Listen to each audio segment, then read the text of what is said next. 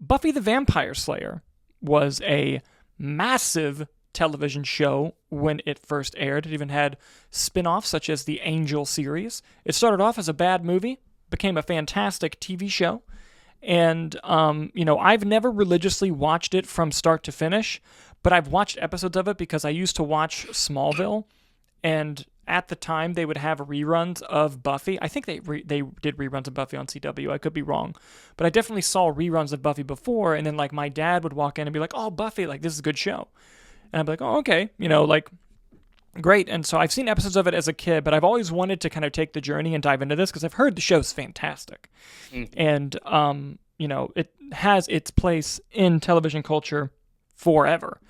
And with that being said, though, we have some great news about Buffy, Nicholas. They are officially doing a reboot of Buffy the Vampire Slayer with Sarah Michelle Gellar returning in the titular role. This is a big day for Buffy fans. This is so random. One of the biggest Buffy fans that I know personally is my chemistry teacher in high school. He had a poster of Sarah Michelle Gellar like on his wall. And he would, like, when he would try to explain chemistry to us, he would try to tie it into, like, Buffy somehow.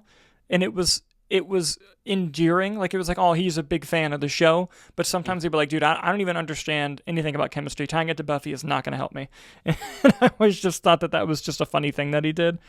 But going back into it here, Sarah Michelle Gellar is expected to return. Like I said, it's coming for Hulu, which I find interesting. I know that the original show bumped from different studios and networks, I believe. I could be wrong. If I'm wrong, please correct me in the live chat about that.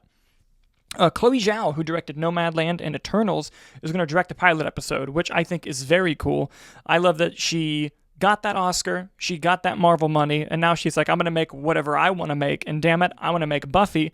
And clearly she's interested in this type of story, because I believe at one point she was going to make a Dracula film if she's not working on it anymore. She might still be working on it. Did I dream that, or was that right? No, I remember that. She saw Nosferatu and got scared and pivoted to Buffy.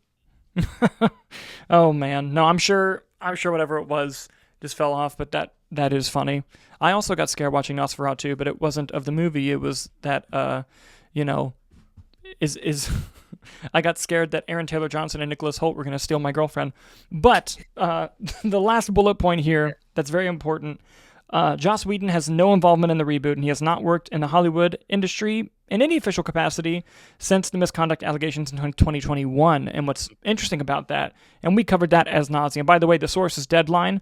I don't need to click the link because, Nick, these bullet points pretty much cleared it, and you did a great job. But kind of going back to talking about Joss Whedon, what's interesting about that is when those allegations first started coming out, especially post-Justice League, it was specifically the Buffy cast and crew that came out and were like, yeah, he's been kind of a piece of shit for this long, and we're telling like horrific stories about what he would do on the set of Buffy. I forget the performer's name, but like at one point, somebody was really like almost like really pregnant, and Joss Whedon was complaining to I'm paraphrasing here, but you can go find the real story, but Joss Whedon was basically complaining like, what am I supposed to do now? You really put me in a tight spot here. Are you sure you want to keep it? I'm pretty sure he said, are you sure you want to keep it? Which is just awful shit to say to somebody.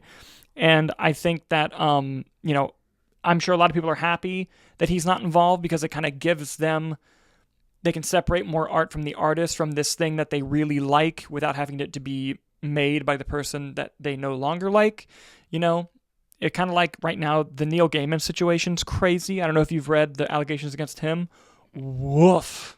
Sandman got canceled and they were like, we were always going to. Sure you were. And, I feel like that's going to be another situation where people are going to find it hard to dive into his stories just because of how awful the allegations are. Now, granted, the two allegations are not similar. They're very, very different between Whedon and Gaiman. I was just using it as a comparison. But I find this really interesting. Will Joss Whedon probably still get paid because he created the show and he gets residuals? Yeah.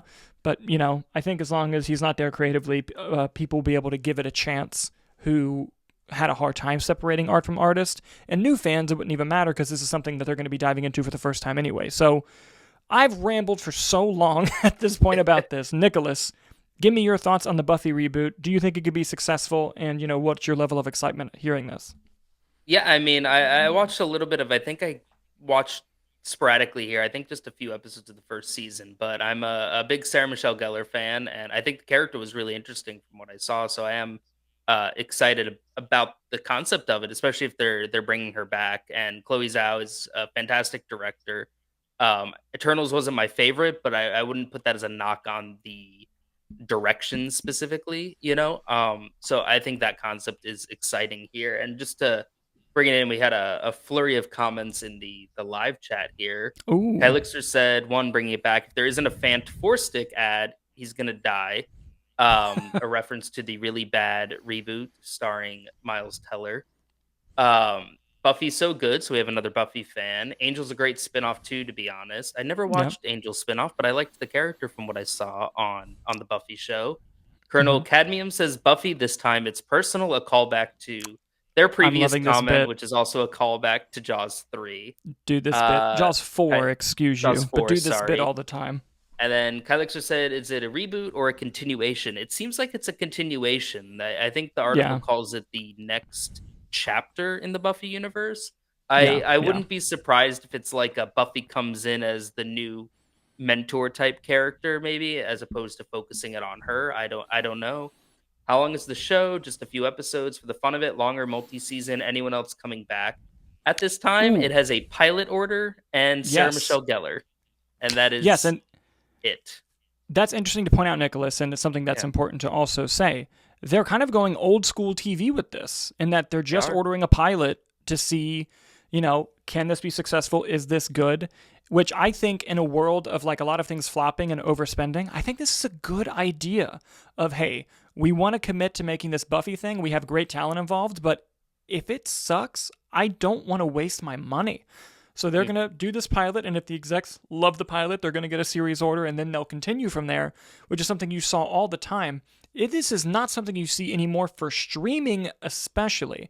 I find that really fascinating for a streaming show, and I wonder if they do put in the money for the pilot and they don't like it, do they rework it to a TV movie, or do they just scrap it like HBO did that other Game of Thrones spinoff?